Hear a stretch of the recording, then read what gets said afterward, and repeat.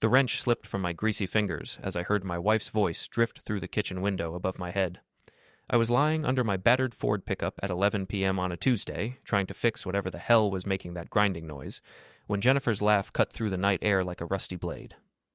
Okay, let me start over, she giggled into her phone. Top 5 things I'd change about my husband. Number 1, his complete lack of ambition. The man's 42 and still thinks fixing trucks in our driveway counts as a career. I froze under the chassis, motor oil dripping onto my forehead. Through the thin walls of our ranch house, I could hear my 18-year-old daughter Ava cackling like a hyena. Mom, you're savage. But wait, do the one about his clothes. Oh, right. Number 2, his fashion sense. I swear he shops exclusively at gas stations. Number 3, he thinks a romantic dinner is Subway eaten in the truck. My chest tightened. 20 years of marriage, and this was how she talked about me. I'd been working 2 jobs to keep us afloat while she chased her dreams of becoming some hotshot PR manager at Blackwell Communications downtown. Apparently, gratitude wasn't trending on social media. Number 4, Jennifer continued, her voice gaining that performative quality she used when she was really playing to her audience. He has zero understanding of social media. Like, zero. He thinks TikTok is a sound clocks make. He's probably too dense to ever see this anyway, Ava chimed in. Dad doesn't even know how to find our accounts. Wrong, sweetheart. I'd been watching both their feeds for months, watching my family turn into strangers who performed their lives for likes and comments. Jennifer had been staying out later, claiming work events and networking opportunities. Her follower count had been climbing steadily, along with her ego. And number 5, Jennifer said, building to her grand finale. He's completely clueless about what I actually need in a relationship. Like, completely. The way she said need made my stomach drop. There was something in her tone, a smugness, like she was sharing an inside joke with someone who wasn't my daughter. I slid out from under the truck and crept closer to the window. Through the gap in the curtains, I could see Jennifer holding her phone at that perfect influencer angle, her blonde hair arranged just so. She was wearing makeup at 11 p.m. on a Tuesday night. For a TikTok video, sure. Before we deeper into this story, I have one small request. Please subscribe, drop a like, comment, and hit that hype button to boost this channel so more people can discover these incredible Reddit stories. Anyway, that's my list. Comment below with your own husband improvement suggestions. And remember, they're usually too oblivious to notice anyway. She ended the recording with a practiced smile and immediately started typing, probably adding hashtags and tagging other accounts. Ava leaned over her shoulder, both of them giggling at whatever responses were already pouring in. I stood there in my driveway, wrench still in my hand, feeling like I just watched my own execution. 20 years of marriage, 2 jobs, a mortgage I'd been carrying mostly alone for the past 3 years, and this was my reward. Public humiliation served up for internet strangers. My phone buzzed. A text from my buddy Marty at the boxing gym. Dude, you need to see this. Your wife's video is already at 50K views. 50,000 people had watched my wife mock me in less than an hour. I walked back to my truck and lay down on the creeper, staring up at the rusted undercarriage. The grinding noise seemed louder now, more insistent. Kind of like the sound my marriage had been making for the past year. The sound of something fundamental breaking down. Metal scraping against metal until one day it would just stop working altogether. But here's the thing about being underestimated your whole life. People forget you're actually paying attention. They think because you work with your hands instead of pushing papers, because you prefer a beer at Murphy's Tavern to wine at some networking event, because you don't perform your life for strangers online, that you're stupid.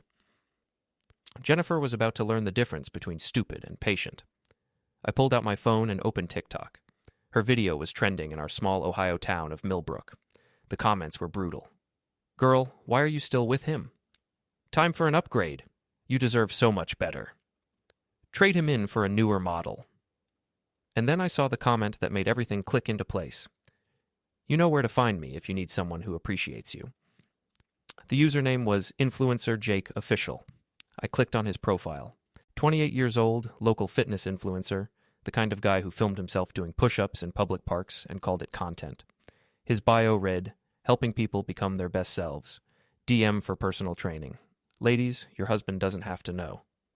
Subtle as a brick through a window, I scrolled through his recent videos. There, 3 days ago.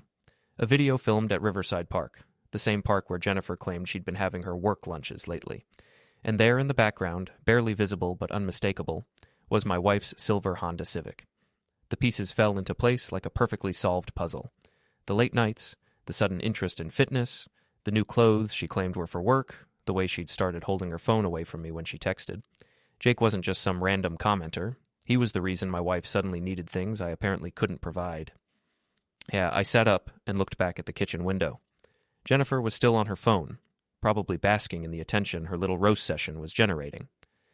Ava had disappeared, probably to her room to create her own response video about her embarrassing dad. 20 years.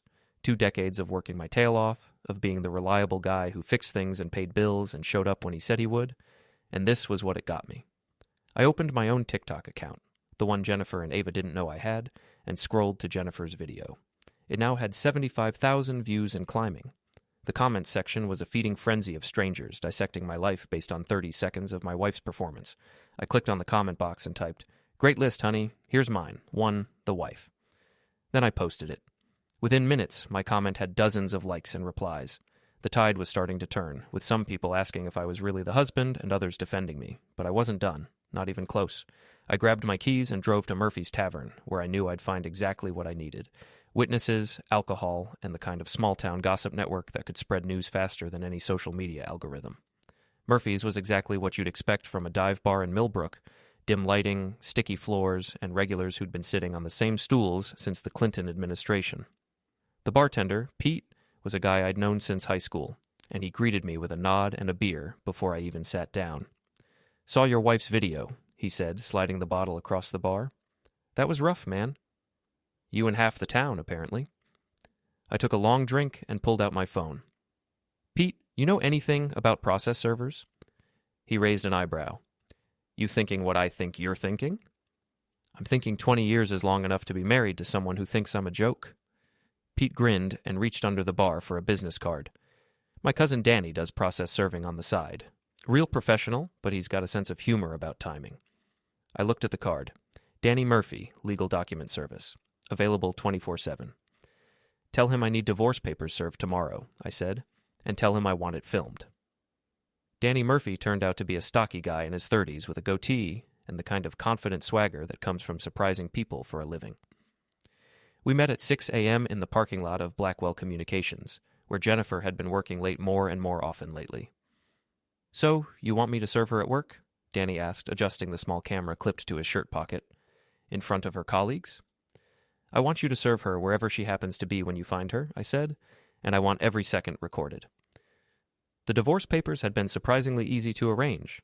Turns out when you've been married for 20 years and your wife has been broadcasting your personal business to the internet, finding grounds for irreconcilable differences isn't exactly challenging. Danny nodded toward the building.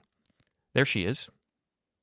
Jennifer was walking across the parking lot in an outfit I'd never seen before, a tight black dress that probably cost more than I made in a week. She was with a tall, blonde woman I recognized as her boss, Ms. Blackwell, and they were both laughing at something on Jennifer's phone. Probably my comment on her video, which had exploded overnight. The last time I'd checked, it had 200,000 views and thousands of comments. My simple response had sparked a full-blown internet debate about marriage, respect, and social media oversharing. "Mrs. Jennifer Walsh?" Danny called out as he approached. Jennifer looked up, confused. "Yes?" "You've been served."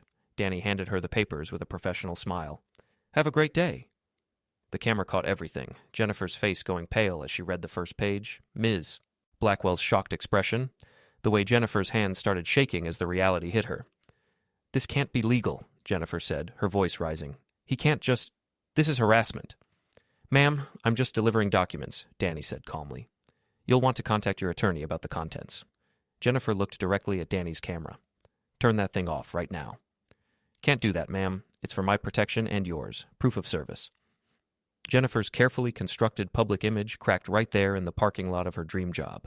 She started crying, not the pretty, Instagram-worthy tears she probably practiced, but ugly, mascara-running sobs that made her look exactly like what she was, a woman who just realized her actions had consequences. I watched the whole thing from my truck across the street, and I'll admit it, I felt a little something, not quite satisfaction, not quite revenge. More like the feeling you get when you finally fix something that's been broken for a long time. Danny walked back to my truck and handed me a copy of the service documents. "She's definitely going to call you," he said. "I'm counting on it." My phone started ringing before Danny had even driven away. Jennifer's name flashed on the screen, along with a photo from our anniversary last year, back when I still thought we were happy. I let it go to voicemail. Then I drove to the boxing gym. Marty's gym wasn't much to look at from the outside, a converted warehouse in the industrial part of town with a hand-painted sign that had been fading for 15 years. But inside, it was everything I needed. Heavy bags, speed bags, a ring where local fighters trained, and Marty himself, a 60-year-old former Golden Gloves champion who'd become the closest thing I had to a father figure. "Well, well," Marty said as I walked in, "if it isn't Millbrook's newest celebrity." The other guys in the gym, mostly blue-collar workers like me who came in before or after their shifts, started clapping and cheering. Apparently, my comment on Jennifer's video had made me something of a local hero. "Saw your wife got served this morning," said Tommy, a mechanic who worked at the Ford dealership. "Danny Murphy posted the video on his business page. It's got 10,000 views already." I wrapped my hands and started working the heavy bag, trying to process what was happening. In less than 24 hours, I'd gone from being the butt of my wife's joke to being the guy who fought back. The attention felt strange, but not entirely unwelcome.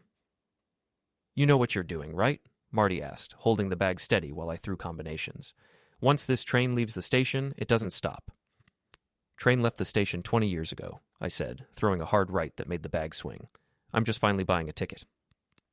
My phone buzzed with notifications. Jennifer's original video was now at 500,000 views, but Danny's service video was climbing fast. The comments were split between people calling me a hero and people saying I was taking things too far.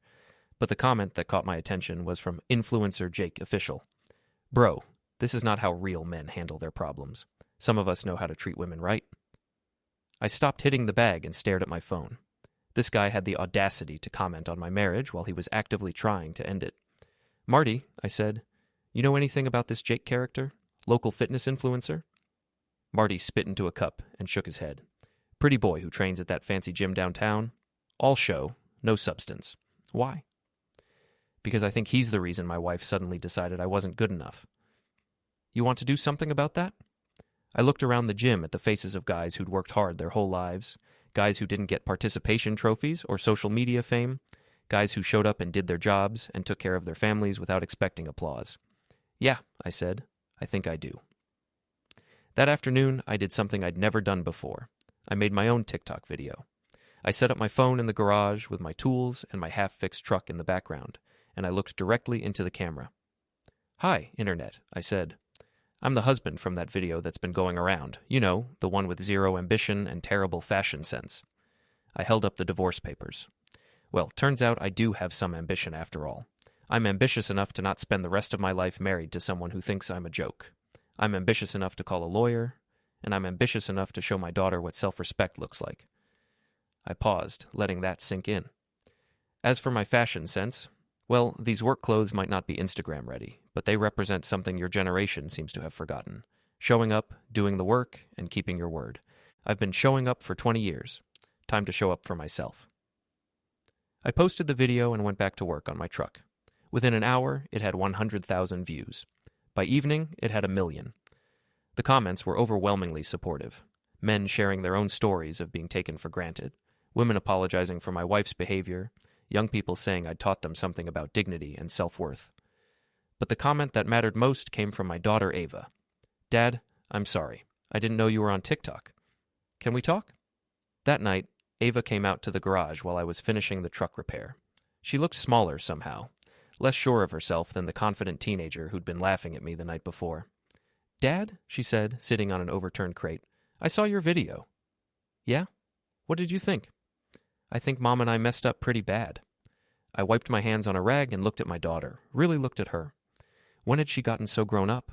When had I stopped being her hero and started being her embarrassment? "Ava, you're 18. You're supposed to think your parents are embarrassing. That's normal. What's not normal is broadcasting it to strangers for entertainment." She nodded, tears starting to form. "I didn't think about how it would make you feel. I just thought it was funny." "It wasn't funny to me." "I know that now." She wiped her eyes. "Dad, are you really going to divorce Mom?" I sat down on my creeper and sighed. "Your mother has been having an affair, Ava, with some guy she met online. The TikTok thing was just the final straw." Ava's face went white. "What? No, that's not—" "She wouldn't—" "She would, and she did." I showed her Jake's comment on the original video, then pulled up his profile and scrolled to the park video with her mother's car in the background. I've been watching this develop for months. My daughter stared at the evidence, her teenage certainty crumbling. I had no idea. That's because you've been too busy performing your life to actually live it. Harsh? Maybe, but Ava needed to hear it, and I was done protecting people from the truth. What happens now? She asked. Now your mother faces the consequences of her choices, and you decide whether you want to be part of the solution or part of the problem. That night, Jennifer came home for the first time in 3 days. I was waiting in the living room, watching the view counts on both our videos climb into the millions. We need to talk, she said, still wearing that expensive dress. No, I said, not looking up from my phone. We needed to talk 6 months ago when you started staying out late. We needed to talk 3 months ago when you started buying clothes I'd never seen. We needed to talk last week when you decided to humiliate me in front of the entire internet. It was just a joke, Michael. You're blowing this completely out of proportion. A joke? I stood up and faced her. Jennifer, you've been having an affair with some 28-year-old influencer, and you think the problem is that I can't take a joke? Her face went pale. For a moment, the mask slipped completely, and I saw something I'd never seen before. Fear. I don't know what you think you know, but I know Jake trains at Elite Fitness downtown. I know you've been meeting him at Riverside Park. I know his real name is Jacob Morrison, and he lives in the Riverside Apartments. I know he drives a white Tesla Model 3 with the license plate Jake fits. Jennifer's mouth opened and closed like a fish out of water. I know a lot of things, Jennifer. The question is, what are you going to do about it? The next morning, I woke up to discover I'd become something I never expected. Internet famous. My response video had hit 5 million views overnight. My phone was buzzing with interview requests from local news stations, podcast invitations, and messages from men all over the country sharing their own stories of being undervalued in their marriages. But the message that caught my attention was from Jennifer's best friend, Jessica Martinez. Michael, we need to talk.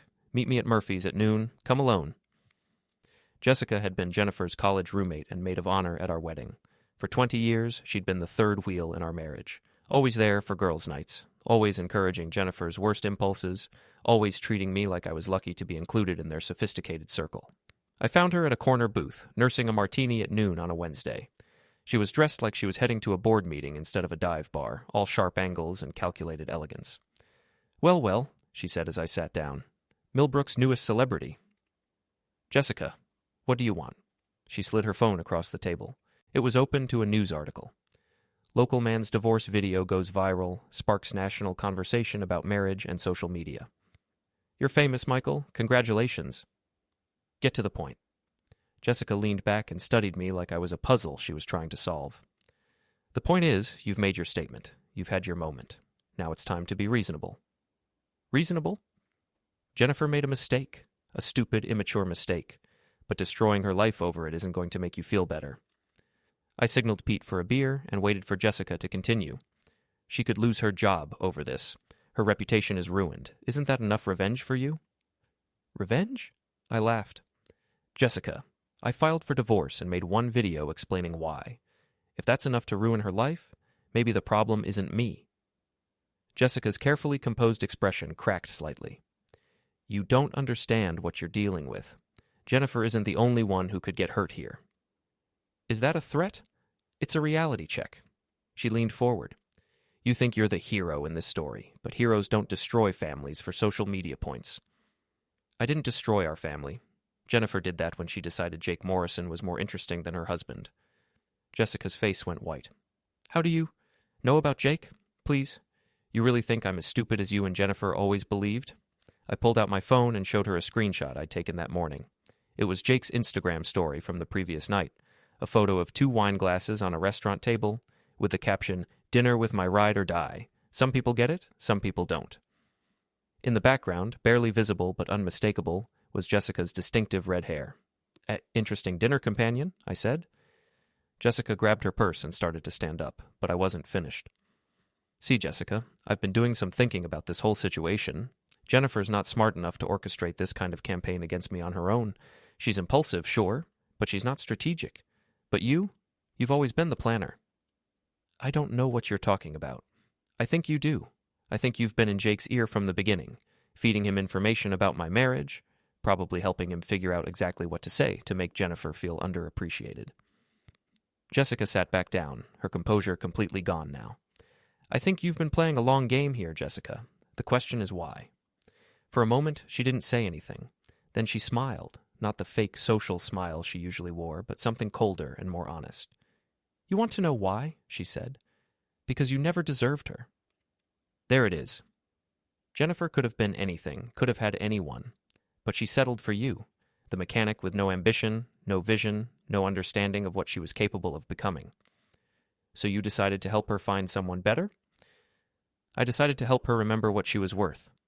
I finished my beer and stood up. Well, congratulations, Jessica. Mission accomplished.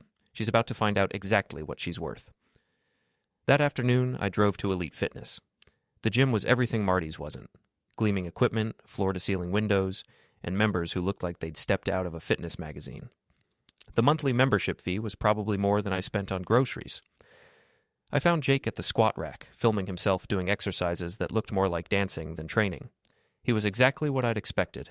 Perfect hair, perfect teeth, perfect tan, and the kind of confidence that comes from never being challenged by anything more difficult than choosing the right filter for a selfie.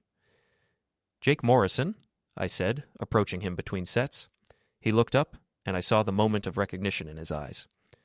You're Jennifer's husband? I am. Mind if we chat? Jake glanced around the gym, probably calculating whether he was safe surrounded by his fellow influencers and personal trainers. Look, man, he said, I don't want any trouble. No trouble, just a conversation.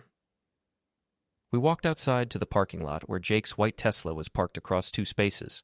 The license plate really did say Jake Fitz. Nice car, I said. Thanks. Jake was trying to project confidence, but I could see the nervousness in his eyes. Look, about Jennifer, Emma, what about her? We're just friends, man. I know how it might look, but... Jake, can I give you some advice? He nodded. When you're lying to someone, it helps if you haven't posted evidence of the lie all over social media. I pulled out my phone and showed him his own Instagram feed, photos of mystery dates, cryptic captions about finding someone who appreciates you, and location tags that perfectly match Jennifer's supposed work events. You want to try that again? I asked. Jake's perfect composure cracked. Look, I didn't mean for it to happen. Jennifer was just... She was unhappy, you know? She needed someone who understood her. Understood her? Yeah, like her dreams, her ambitions. She's got so much potential, and she felt like you were holding her back. I nodded thoughtfully. And you were going to help her reach that potential? Exactly. I mean, she's amazing. She deserves someone who can match her energy, you know? Her energy. Right. Like, no offense, but you guys are just on different levels. She needs someone who gets the whole social media thing, who can help her build her brand. I walked over to his Tesla and ran my hand along the pristine white paint. Jake, can I tell you something about Jennifer? Sure. She's 42 years old. She has a high school diploma and a certificate from a community college marketing program. She makes $35,000 a year at a job she's had for 8 months. Her credit score is 580 because she maxes out every card she gets, and the only reason we haven't lost our house is because I've been covering the mortgage for 3 years. Jake's confident smile faltered. But here's the thing that's really going to blow your mind. She's not even good at social media. Her follower count is mostly bots she bought, her engagement rates are terrible, and the only reason her video went viral is because people love watching train wrecks. I pulled out my keys and held them up. So when you talk about her potential and her brand and how she deserves someone on her level, just remember, you're talking about a middle-aged woman with delusions of grandeur and a shopping addiction. Hey man, you don't need to. I dragged my keys along the side of his Tesla, leaving a long, deep scratch in the perfect white paint. Oops, I said. Jake's face went red. What the hell is wrong with you? Nothing's wrong with me, Jake. I'm just matching your energy. I walked back to my truck, leaving him standing next to his damaged car, probably calculating how much the repair would cost and whether it was worth calling the police over a keyed car in a parking lot with no security cameras. That evening, I got a call from Jennifer. What did you do to Jake? She demanded. I introduced myself. Why? He said you threatened him. Did he? That's interesting. I don't remember making any threats. Michael, this has gone far enough. You've made your point. Can we please just talk like adults? Adults don't cheat on their spouses and then mock them on social media, Jennifer. It wasn't supposed to happen like this. How was it supposed to happen? Silence. Let me guess, I said. You were going to work up the courage to leave me eventually. Maybe after Jake proved he was serious about you. Maybe after you figured out how to explain it to Ava. Maybe after you convinced yourself that I was the bad guy and you were just a victim of an unhappy marriage. That's not... But then I went and ruined your narrative by fighting back. Now instead of being the brave woman who left her boring husband for true love, you're the cheater who got caught and humiliated. I never meant to hurt you. But you did hurt me, Jennifer. And now you're going to live with the consequences. I hung up and went back to work on my truck. The grinding noise was finally gone. 3 weeks later, I was officially the most famous divorced man in Ohio. My story had been picked up by national media. I'd done interviews with morning shows, podcasts, and even a documentary crew that was making a film about social media and modern relationships. The hashtag #TheaShirtTeamMichael was trending, and I'd gained 2 million followers across all platforms. But fame, I was learning, came with complications. Jennifer had hired a lawyer and was trying to claim that my videos constituted harassment and defamation. Jake had filed a police report about his car, though the security footage was mysteriously corrupted and there were no witnesses. And Jessica had been calling me daily, alternating between threats and attempts at negotiation. The breaking point came on a Friday night at Murphy's Tavern. I was having a quiet beer with Marty, trying to ignore the stares and whispered conversations from other patrons, when Jessica walked in with 2 people I didn't recognize, a man in an expensive suit and a woman with a professional camera. "Michael," Jessica called out, loud enough for the entire bar to hear. "We need to talk." The man in the suit stepped forward. "Mr. Walsh, I'm David Chen, attorney for Ms. Martinez and Ms. Walsh. We're prepared to offer you a settlement." "A settlement for what?" "For the damage you've caused to my clients' reputations and livelihoods." I looked around the bar. Every conversation had stopped. Every eye was on us. The woman with the camera was recording everything. "Jessica," I said, "what is this?" She smiled that cold smile I'd seen at our last meeting. "This is reality, Michael. You've had your fun, but now it's time to face the consequences." The lawyer pulled out a folder. "Mr. Walsh, you've engaged in a systematic campaign of harassment against my clients. You've destroyed property, made false accusations, and used social media to incite others to threaten and intimidate them." "That's interesting," I said. "What false accusations?" "You've publicly claimed that Ms. Walsh was having an affair with no evidence." "I have plenty of evidence." "And you've implied that Ms. Martinez was somehow complicit in this alleged affair, again with no proof." I looked at Jessica. She was trying to look confident, but something was off. The timing of this confrontation, the presence of the camera, the way she kept glancing at her phone, it all felt staged. "You know what, Jessica?" I said. "You're right. I have been making accusations without proof. That's not fair to you or Jennifer or Jake." Her smile widened. She thought she was winning. "So, let me fix that right now." I pulled out my phone and opened an app I'd installed weeks ago, a voice recording app that I'd been using to document every conversation I'd had since this whole thing started. "This is from our meeting at Murphy's 3 weeks ago," I announced, loud enough for everyone to hear. Jessica's voice filled the bar. "Jennifer could have been anything, could have had anyone, but she settled for you. I decided to help her remember what she was worth." The color drained from Jessica's face. "And this," I said, playing another clip, "is from a conversation Jennifer had with Jake 2 days ago. I was outside her apartment when she made the call." Jennifer's voice. "Jessica says we need to stick to the plan. If we can get Michael to look like the aggressor, we can claim harassment and maybe get some money out of this whole mess." The bar was completely silent now. "And this is my personal favorite," I said, playing one final recording. "Jessica talking to her lawyer this morning, planning this little ambush." Jessica's voice. "The goal is to make him lose his temper in public. If we can get him to threaten us or do something stupid while we're recording, we can destroy his credibility and maybe get a settlement." I looked directly at the camera. So to answer your question about proof, yes, I have proof. I have hours of recordings documenting a conspiracy to destroy my reputation and extort money from me." Jessica was backing toward the door now, her lawyer right behind her. "The really funny part," I continued, "is that you thought I was too stupid to see this coming. You thought the same guy who caught Jennifer's affair, who figured out your involvement, who's been 3 steps ahead of you this entire time, would just walk into your trap." I stood up and faced the camera directly. "Ladies and gentlemen, meet Jessica Martinez, the mastermind behind this entire situation. She's the one who introduced Jennifer to Jake. She's the one who encouraged the affair. She's the one who convinced Jennifer to make that TikTok video. And she's the one who's been orchestrating this campaign to paint me as the villain." Jessica finally found her voice. "You can't prove any of that." "Actually, I can." I held up my phone. "Remember when I told you I knew Jake was at dinner with his ride or die? I didn't just see your hair in his Instagram story. I was there, at the restaurant, recording your entire conversation." The color drained from Jessica's face. "You want to hear the part where you tell Jake exactly how to manipulate Jennifer? Or maybe the part where you explain how you've been planning this for 2 years, ever since I fired you from doing bookkeeping for my side business?" That's when everything clicked into place for everyone in the bar. Jessica had worked for me briefly, doing books for the small auto repair business I ran out of my garage. I'd had to let her go when I caught her padding her hours and charging for work she hadn't done. This whole thing, the affair, the TikTok video, the public humiliation, it was all revenge for a business decision I'd made 2 years ago. "You orchestrated the destruction of my marriage because I fired you for stealing from me?" I asked. Jessica's lawyer was pulling her toward the door now, but the damage was done. The entire confrontation had been recorded, and I had a feeling it would be online within minutes.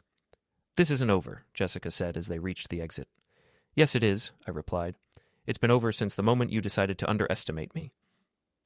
After they left, the bar erupted in conversation.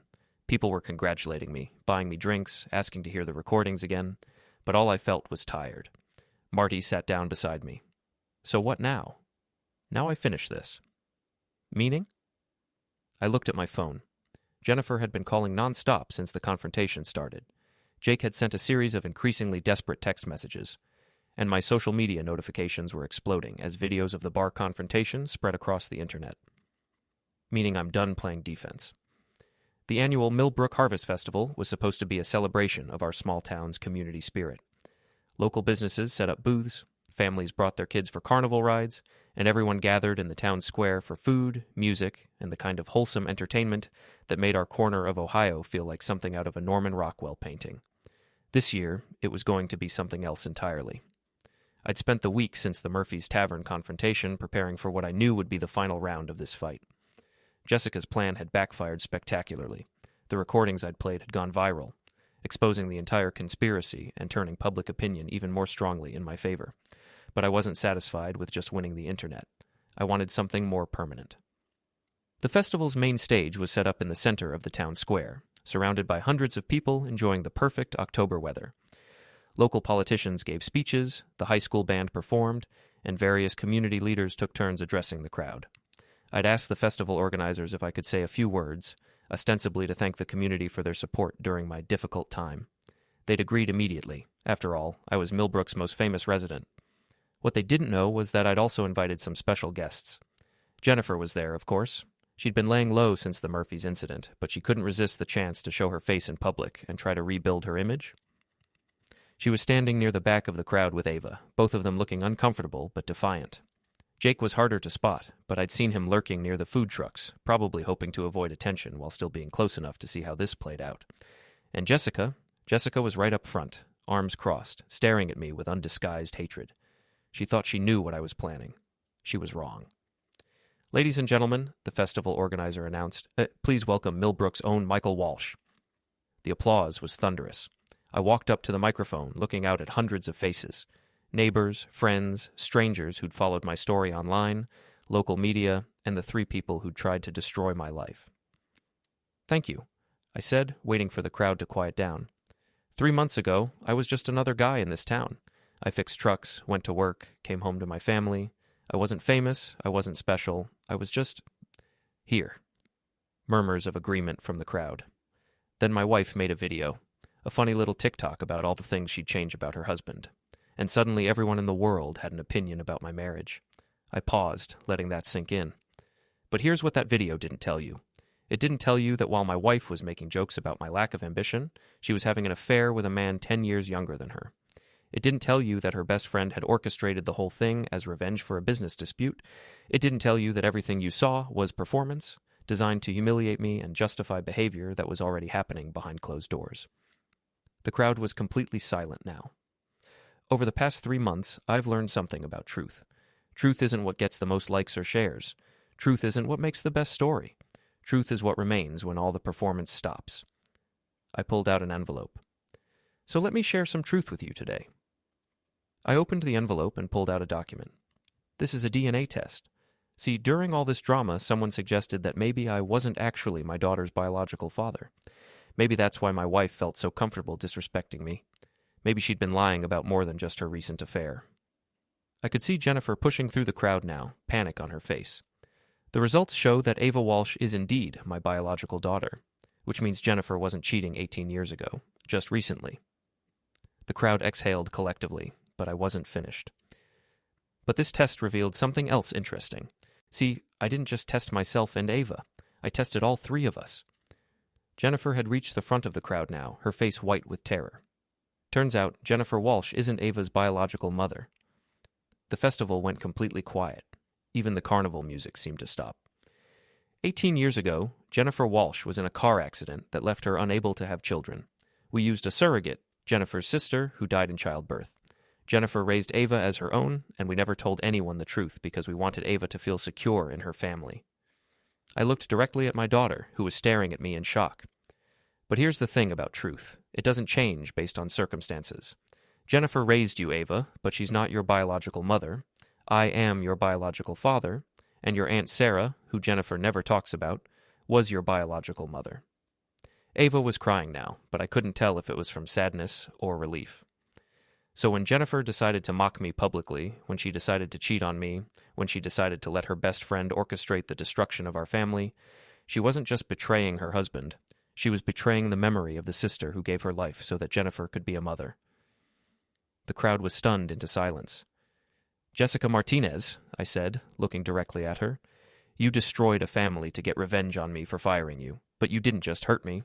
You hurt an 18-year-old girl who's now learning that everything she believed about her family was a lie." Jessica was backing away from the stage now, but there was nowhere to go in the packed square. "And Jake Morrison," I continued, scanning the crowd until I found him, "you helped destroy a marriage for social media content and the attention of a woman who was never going to leave her husband for you anyway." I folded the DNA results and put them back in the envelope. But here's the real truth I want to share with all of you today. None of this was about me being a bad husband or lacking ambition or not understanding social media. This was about people who decided that their wants mattered more than other people's lives. I looked out at the crowd one final time. I'm done performing for all of you.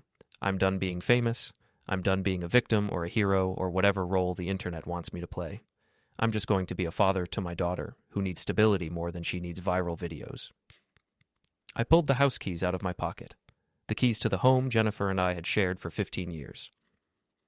"Jennifer, the house is yours. The mortgage, the bills, the memories, all yours. I'm starting over somewhere else, somewhere people don't know my story or care about my marriage or want to turn my life into entertainment." I dropped the keys on the stage. "Ava, you're 18. You can make your own choices about who you want in your life. But if you ever want to know the truth about your mother, your real mother, I have stories to tell you about the most selfless person I ever knew." I walked off the stage and through the crowd, which parted like water in front of me. Behind me, I could hear Jennifer screaming my name, Ava sobbing, and the crowd erupting into chaos. But I didn't look back. I got in my truck, the same battered Ford I'd been fixing the night this all started, and drove out of Millbrook for the last time. In my rearview mirror, I could see the festival dissolving into confusion, people pulling out their phones to record the aftermath, Jessica and Jake probably trying to disappear into the crowd. But I was done watching, done performing, done letting other people's choices define my life.